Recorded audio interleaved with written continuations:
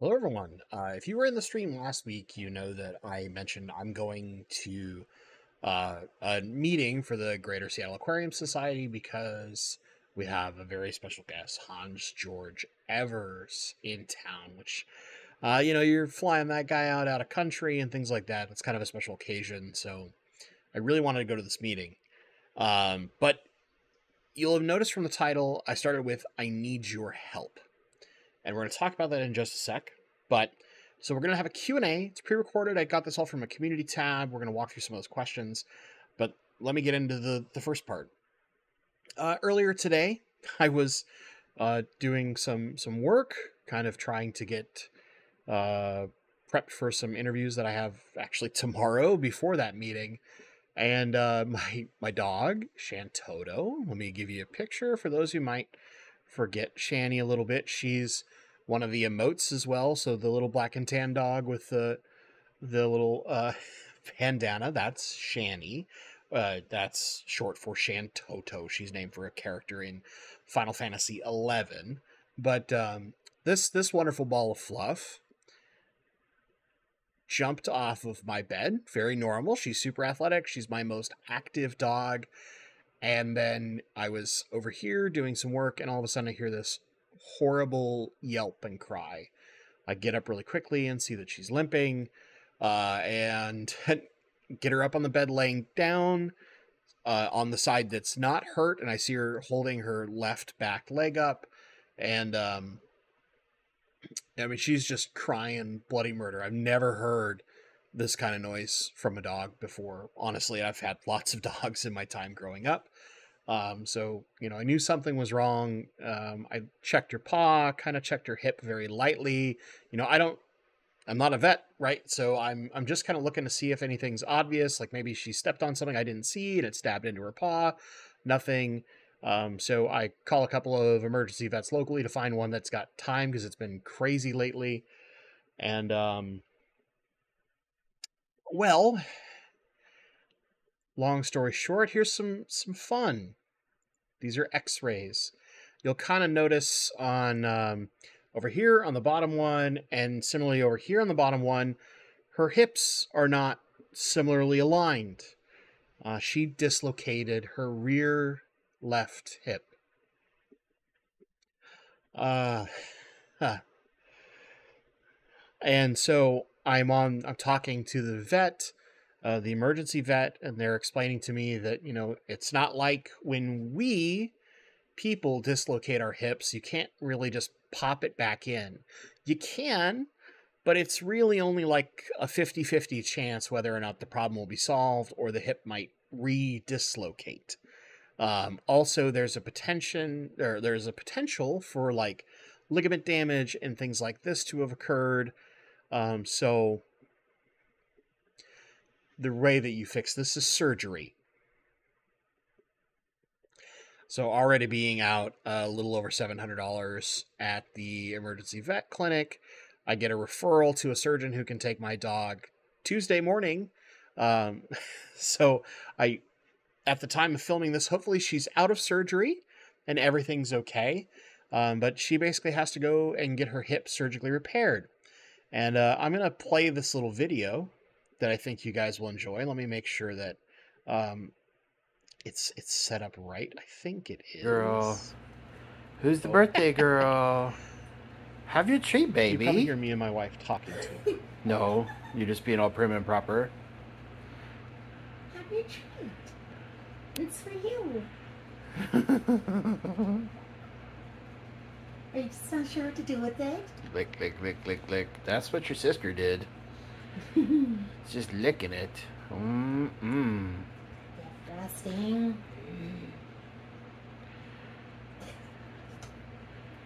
You're such a dick. So that video was during her third birthday, which happened, about 6 months ago, a little less than that. But so she's about 3.5 years old. So she's a young puppy. So there's no way that I'm going to one, make her live like this, or two, do anything more drastic, right? So unfortunately, this is the part where I say I need your help. In the description down below, there will be a link to a GoFundMe that my wife set up. Normally, I would never ask for help like this. But as a lot of you know, I got laid off back in April, so I've not been employed. Normally, this would be a bill that I could handle over a few months, just being careful with my money. But with my wife being disabled, me not having a job right now, the total between this ER check to see what's going on in the surgery are a little over $7,000. The surgery alone is about $6,500. If I'm lucky, it will only be 6,352 or something like that.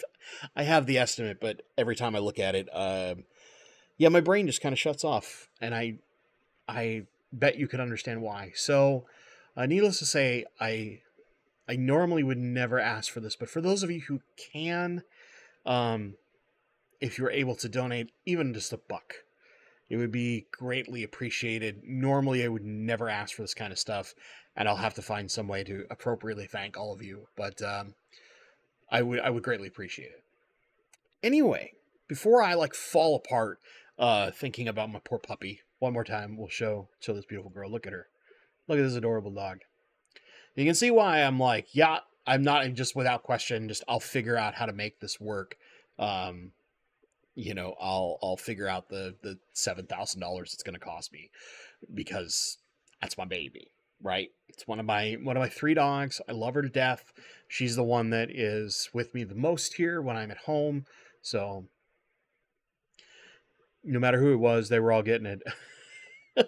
Her sister had a $4,000 surgery when she was young for just the way that she grew. She had some issues with her bits and would continually get urinary tract infections. So we had a big expensive surgery, but I was properly employed and I could pay for it, all those kind of things. So yeah, that's that. That's where I need your help if you can. Appreciated. If you're struggling like I am, please do not help. You need your money, keep your money. But if you're in a good place and you can donate even $1, it would be greatly appreciated. Now, let's get into questions, because we'll talk fish stuff. My first question comes from Laura Bustos. You've said in previous videos that you went a few years out of the hobby before being motivated to keep fish again. What burnt you out or made you decide to stop keeping fish? And what prompted you to get back in? Also, is there anything you do now to keep motivation going and avoid fish burnout syndrome? Woo, the English is not so solid right now. So I stopped keeping fish in college.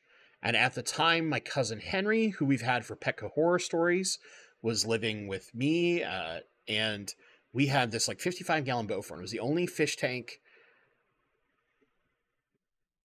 Making sure I've got this correct. Yes. At the tail end, it was the only fish tank we had. For a little bit, I had a little divided tank with the bettas that my mom and I talked about in that last video with my mom. But in this, we had a Jack Dempsey cichlid, a Midas, or not a Midas, but a red devil, and a bala shark, and a 1 feeder goldfish that had just survived, and is very eclectic. We had a bunch of different other fish over time, but honestly, the Jack Dempsey cichlid was kind of I've decided you do not get to live here, right? It's a very, very interesting fish. Anyway, that bow front, right? And this is kind of notorious. This happened more often than one would imagine in the 90s and some of the early thousands. Is the bottom front seam on the right hand side of the tank blue? And this was a brand new tank. He had gotten it. He was working at Petco at the time. He had bought it new from Petco. We'd had it running for, I think, a year at this point. Because our Jack Dempsey was fully grown, had the broken pirate ship as its little house. It was on generic gravel. I mean, this was a very boring tank, right? We had I think it was a like a Penguin 350B hang on back filter filtering it all. I know we had a hang on back. I'm pretty confident it was like one of the Penguins or Marineland power filters with the bio wheels, with just the bio wheels removed because we didn't really like them. But yeah, it was, it was all bought at Petco because he was working there and had his discount. But anyway, when that seal blew, we didn't really have a way to replace the tank. We're broke college kids, and we didn't have time to fix it and keep the fish safe. So we knew this fish store that dealt in mostly larger South American cichlids, kept lots of Jack Dempsey's, and had this huge display tank. I think it was a 240 gallon, if I remember right, that was full of Jack Dempsey's. So we called the store up and asked them, explained what had happened, asked them if they would take our fish and just give them a home. And they said, yes, you can bring them in. Just bring them in a bucket if you can, or if you can put them in multiple buckets, whatever it takes. So we put all the fish in buckets, and that was that. Drained the rest of the tank out because it was just losing water like crazy, of course. What water we salvaged, put them in the buckets, etc. That was, I think that was like 2004, 2005. So about a decade that I was out of the hobby. And then 2016 comes around. I'm working quite a bit, and I then get told my contract is going to be ending, and I'm not really given that much time, and I'm kind of a little stressed about it. And I'm just kind of sitting watching YouTube for a little bit when I know that, like, while I'm applying and trying to find work again, all these things, when I've got this like short window of time, I think they gave me like a week. It was not much. And I stumbled across a video from the Green Machine called Continuity, and it's this beautiful shallow tank aquascape. And I just watched it in awe, and then I watched another video. And then by the next day, I had watched 3 years worth of videos from the Green Machine. I had started watching some other channels. I'd come across the Aquarium Co-op back when Corey used to do the Day in the Fish Room series really early. Like, this was before his channel even hit 50,000 subscribers. And there was a couple other channels that I'd stumbled through over time back then. And just in that process of a day, I was like, I really miss having fish. I'd had fish as a kid a lot. My parents had kept fish. I loved fish. So I wanted fish again. And that tripped me down the rabbit hole. This is the tank behind me, this Fluval Flex. It was my first tank that I ordered. I couldn't find one in one of my 2 local pet stores, so I ordered it off of Amazon. Because I really liked this like all-in-one concept. I thought it would be easy as a like getting back into the hobby. And then before this thing had even been delivered, I had bought a used 135 gallon tank, and the rest is history. Now, as far as how do I prevent myself from getting burnt out? Oh, and I guess last thing is the big motivation was I wanted to go away from like the cichlids that I kept with my cousin. That was his jam. I was kind of just there helping and ended up appreciating and liking the fish. But I liked schooling fish, and I liked a lot of small, peaceful fish. And I really had never had a planted tank. I'd seen plants when I was a kid, but never have we tried plants successfully. And I thought, well, like, I'd love to have a beautiful planted tank. And I wanted to do it in just this thing. And now we've seen the psychosis that is my hobby. But how do I keep from burnout? That's pretty easy. On days like this, where I'm fairly stressed out, one of the most relaxing things I can do is sit and watch my fish for a while. Even earlier today, before all this happened, before all the stress, just knowing I had an interview tomorrow, I sat in my fish room for like, I don't know, half an hour. I just sat on my little stool and I just kind of like watched the running river tank for a couple minutes. I think it was like 10, 15 minutes. Watched the Guppy Mansion for a while. Watched the angels picking at each other, bickering all the time like they do.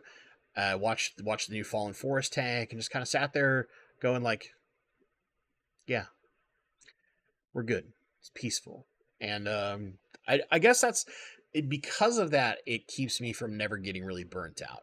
There are times, right, where I'm like, oh, I need to do more maintenance. I've been slacking on my maintenance, and that kind of is like the worst toward burnout I get is when I slack a little because maybe I'm too busy. Too busy. I'm just not making time to do maintenance because of work or some other things. Dog needing surgery, whatever it may be. And that's when I get like kind of close. But then like I realize like if I just do half an hour work here, half an hour work there, I can tackle it pretty fast in the course of a week and get back on track. And then not feel like, oh, it's so daunting. It's like, oh, that was really only like a couple hours work. It's not that bad. And then it's like, what was I complaining about, right? I'm a super logical person, so it's like really easy for me to fight off those kind of feelings. Cool. Thank you, Laura. This question is from DragonWolf12. Do you have any experience with tiger barbs? Yes, I kept a bunch of them as a kid. And I've also generally like learned about them again because I like them as a fish. Would you put them with turquoise rainbows in a planted 75-gallon tank? I think you could do them with turquoise. As long as everybody's well fed, you don't have to worry about the tiger barbs potentially being fin nippy, and the turquoise are fast. Like, just because the turquoise get big bodied and look kind of derpy, they're a quick fish. All rainbows are quick fish. The only difference you might run into is that turquoise, especially, are one of the rainbows that actually like their temperatures slightly cooler. They really want to go like no hotter than about 76 degrees if you want to go optimal, and it's big quotation marks. They can go higher, yes, but if you want them to have those longer lifespans, usually that 74, 76 is about your perfect target. Where in my experience, tiger barbs like it a touch warmer than that, and you probably would be fine like sitting right at 76 degrees. But you know, I've seen a lot of tanks in the past where you do like the clown loaches and the tiger barbs together, and that tank is usually more like 80, a little hotter. I'm sure somebody in the comments is going to blow me up and be like, you're totally wrong, you dum-dum, but whatever. You know, but I think as long as you find the right balance in getting an okay school size of tiger barbs, but not so big that they could potentially overwhelm and be bullying. And similarly with the rainbows, right? You want a good sized group of the rainbows so they feel safe together. And then if you get them all kind of young, they're going to get used to each other, and it's probably not going to be an issue. As long as you're not buying turquoise that are already like 4 inches, if you're getting them at like 2.5 to 3 inches tops, and then you're bringing in a bunch of younger tiger barbs, I wouldn't stress. You should be fine. Just make sure that like everybody's got their zone, you're giving them enough food, you got proper filtration, etc., and just kind of pay attention to that temperature. Don't let it get too hot for the turquoise, and don't let it get too cool for the tiger barbs, and you should be just fine. Our next question is from Nabokov fan. Do you watch a lot of other aquarium content on YouTube? Yes. I watch it in spurts, but I'll explain that in a sec. Do you think it would be fun to do some React style videos? Okay, so let me give you some examples of some of the stuff I've been watching, and maybe I'll talk about the React style stuff in a second. So lately, I've been watching a lot of KG Tropical's like vlog thing that he's doing right now. It's mostly John, but I know Lisa's a part of this too. But it's mostly kind of like John's project, right? The vlog every day. And for those who've like ever watched Casey Neistat, it is very much Casey Neistat style with fish, including some of the musical choices, the intros. John. But I like what they're doing, and I think that's very interesting because it's breaking away from the more scripted content, even though I'm pretty sure lots of the vlogs are actually big portions of them are scripted. But it's breaking away from the like dedicated, this is a video on X, and it's more like a day in the life kind of thing. And those are some of the things that I found most interesting early on, when I was really getting into aquarium YouTube, especially like Corey's like day in the life when he was in the fish room and running the shop and all those things and kind of taking us behind the scenes. I loved that stuff. So seeing this out of KG Tropicals has been really fun. Beyond that, most of the aquarium YouTube I watch is in like bursts. So an example would be like, I love watching Green Aqua or MD fish tanks, but I can't watch like everything they put out. So something will grab my attention and I'll watch like that video, and maybe I'll watch another video somewhere else. Or in the case of like MD, I would typically watch like, I'd go like a week where I'd watch whatever he put out that week, and then I kind of like not watch for a couple weeks unless I was really hooked on what he was doing. So when he was rebuilding his studio, the new studio, I watched almost every video he put out for quite a while. I think like a month, because it was interesting to see him kind of reestablishing, making some of his different choices and stuff like that. And the dude has so much energy. How can you not like watching that guy? He's just like, that guy's crazy, right? I love him. I love watching his stuff every once in a while, just because it's like, I love the energy he's got. But then there are other creators that I'll not watch them for like a couple months, and then I'll catch up a ton. But there are like 3 creators I watch basically everything they put out. Co-op pretty much everything they put out, because it's my local store. I like a lot of stuff they do, and I get interested to see like the trends in their videos and how they do things. Greg Jones, now that he's back, I watch everything he puts out, because I find it very interesting to see this guy who's a total hobbyist, was really big on YouTube for a while, disappeared for a bit, now coming back, and how he's approaching YouTube again with his fish content. And also he keeps mostly like cool water fish, so it's a little different than like, someone like me who's all rainbow fish. I need everything to be certain temperatures and tropical, etc., etc. Just the way that he keeps things is very different than I would. So that makes it interesting to me. The final one, Dan's Fish. Everything that Dan's Fish puts out, I like to watch. And that's just because it's Dan, and I just love Dan as a person. Now, as for React content, I think you got Fish for Thought, who does his version of React content. And I'm not, how do I put this? I do not want to speak negatively of it. It's just not for me, if that makes sense. Like, I've watched some of it, and I'm just kind of like, but it's clearly popular. A lot of people love it. He's been doing it for a while. It's become the mainstay of his channel. I just don't know that I don't know how much interesting stuff I would have to add. The only things that, like, to me, are interesting as a React type video from me personally, would be something like, an example would be like when Corey went to like the Hong Kong fish market, or out at Israel to all the fish farms, when he went to like some of the Florida fish farms, etc. And just the way that I perceive what they're talking about versus like maybe what other people get interested in. So like the biggest example I would give you is the sheer volume of brine shrimp that one of those farms in Israel was doing.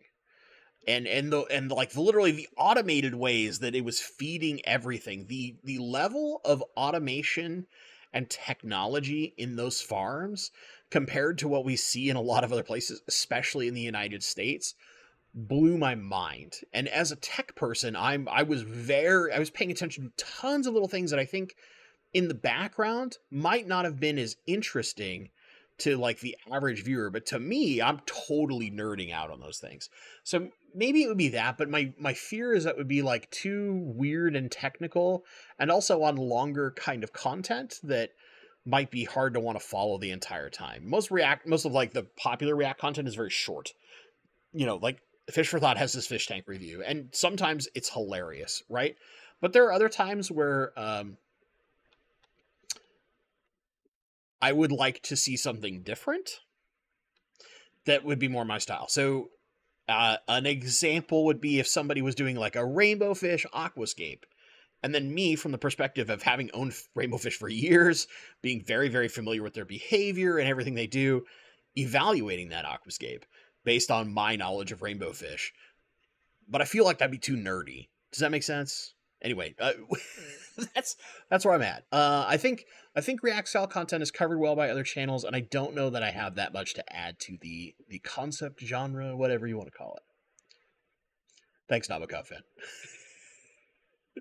This one is from Joe Sneed. Can you explain to me how a deep substrate works in an aquarium? Joe, this is a long one. I'll try to do it short. So often when we say deep substrate, usually we are associating that with like the deep sand bed that we see from like Father Fish, or if you've watched Ocean Aquarium that's in San Francisco, in his store, he uses like a deep sand bed style technique in his tanks. And the goal of that is usually to create this very thick substrate that creates a bunch of different types of beneficial bacteria, usually trying to create anaerobic environments so that it has natural denitrification. That's the most common approach. And the big thing is really all you're doing there is you're trying to create a natural filter that mimics some form of nature.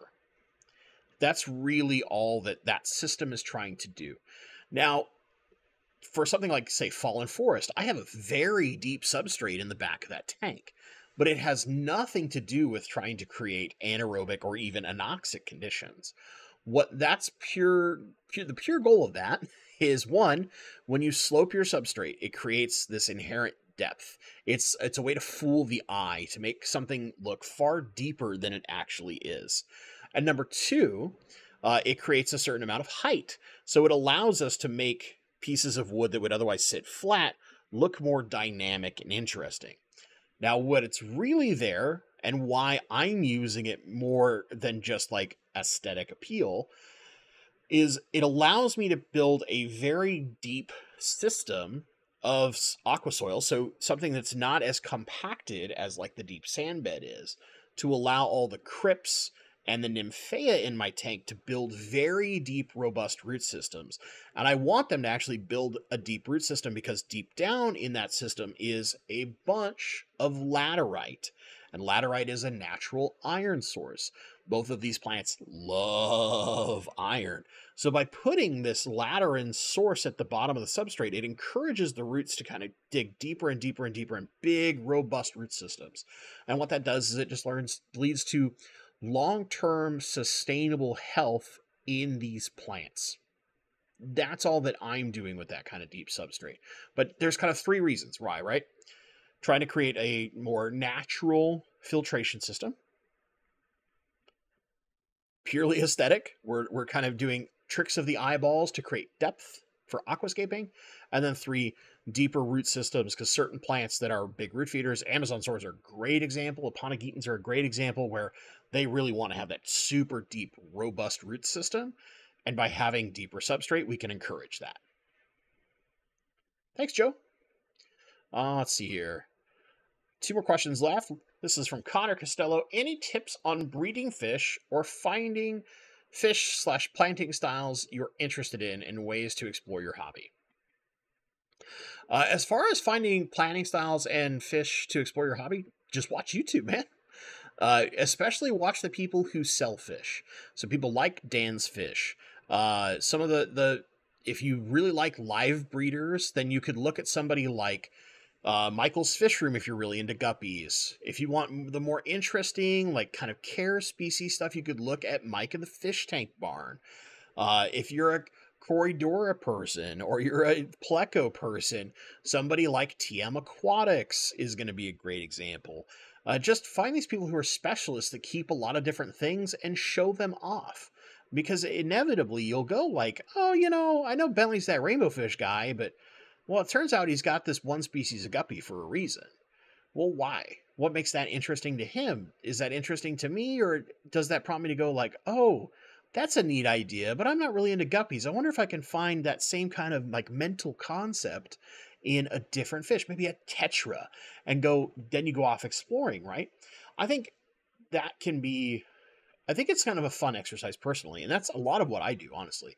Other than the fact that obviously a lot of my stuff is rainbow fish, I will look for rainbows that, nowadays I look for like unique and interesting patterns more so than color. And that's just a matter of I'm a weirdo. But as far as planting styles, I think it's just like watch aquascaping videos, watch people who, watch like your Father Fishes or Dustin's Fish Tanks or any of the people who like do a lot of planted aquariums, right? And just look at how everybody treats their aquarium differently. You have high-level aquascapes like George Farmer, Yuri's, Green Aqua, You have good aquascaping, but maybe not like that crazy professional level. But you have really good, unique tips and tricks too that come out of like MD fish tanks, as an example. There's so many content creators on YouTube that all do a great way of showing off something different. Some people are trying to create like this pseudo biotope type thing. MD Fish Tanks has done a ton of those, and most of them create these beautiful, interesting, cool tanks, but also a little bit on a budget, not excessively costed on all their equipment. You want to go super high end, man? Green Aqua, George Farmer, they'll show you some crazy stuff and beautiful stuff. You want to watch like, someone that's only into simple dirted tanks. There's options out there, and I think that's the best part. Is it's more about just look certain stuff up.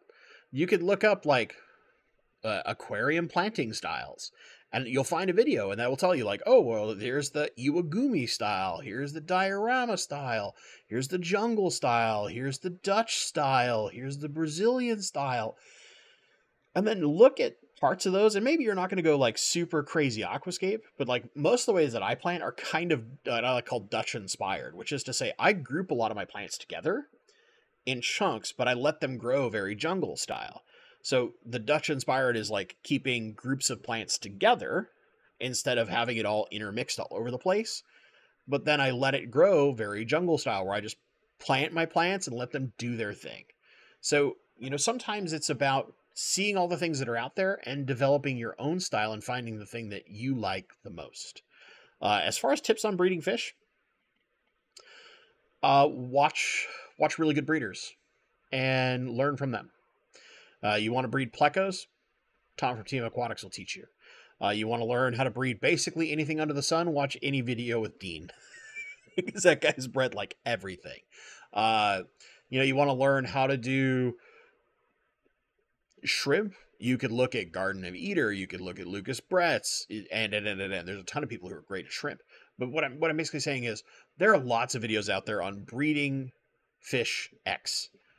Find them, watch them, find multiple, and see where all the same points are given.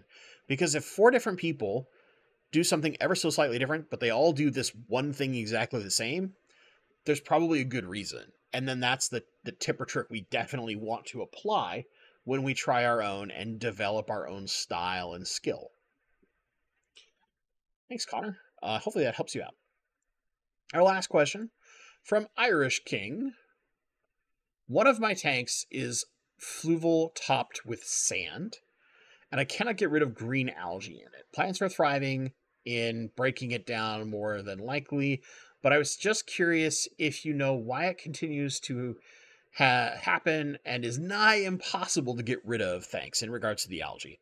So I guess it would depend on the type of sand you're using. My first instinct is we're using a type of sand that is raising the silicate levels in the water column, and those algae are capitalizing on those silicates. Now, most commonly, this is usually blue-green algae or cyanobacteria, but there are other green algae and string algae, things like that, that will capitalize on excess silicates in your water column. The next thing I would look at is just how much we're feeding our fish, because it's possible we're putting too many phosphates into the aquarium and then they're capitalizing on that. The big thing to keep in mind with algae is that algae capitalizes on something that is out of balance. So if we're using way too much light and we're not providing enough nutrients for the plants to utilize that entirety of that photosynthetic period, they just run out of fuel, so to speak, while they still have plenty of light. So they kind of just go dormant, we'll put it like that way, right? Where they're just not using enough, then something gets a little out of whack and algae takes over and capitalizes on that thing. We're putting way too much nutrients in and we're only given like 4 hours of light. Too many nutrients. Algae's going to capitalize on that. Or we just like, I got 5 fish and I'm just grabbing like a fistful of food and hucking it in because I want to make sure they eat really well and get fat and sassy, as our friend Dan would say. Probably too many phosphates. We're probably feeding too much, and that's what the algae's capitalizing on. The tough part about algae is that it's all about finding this like perfect little balance between nutrients, light, and available carbon. And sometimes it's also just like what we feed our fish in that nutrients category over here, right?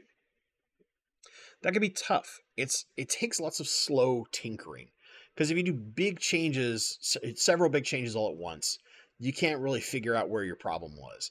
So the first thing you would do is I would look at, like, what type of sand are we using? How much are we feeding our fish? Like, how much raw fish food is going in there? What's our fertilization look like? How long is our light on for?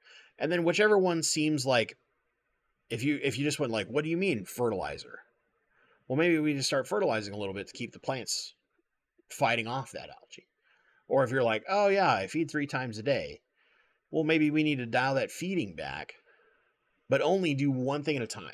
Make one adjustment at a time and slowly find that nice kind of triangle of balance. And the algae will certainly work itself out.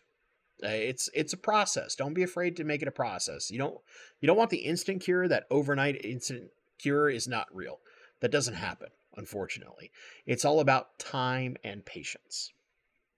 I hope that helps you out a little bit, Irish King. If not, shoot me an email. If you have other questions, you're welcome to email me. My email is bentley.pasco@gmail.com. I usually respond within about a week. It depends on how busy I am. Sometimes I get you like within a couple days. But if you have questions, you need some help, feel free to email me. I'll do my best to help everyone I possibly can. And again, I know this has been a little long and I hate to harp on it, but if you can possibly, there's a GoFundMe link in the description down below. If you're able to help out a little bit for this girl getting her surgery. I mean, I'm going through the surgery anyway. It's just want to make sure that I don't have to worry about, like, I don't know, losing my house or something because of it. Puppy span, what do you do? But it would be greatly appreciated. As always, my friends, thank you so much for watching, and stay awesome.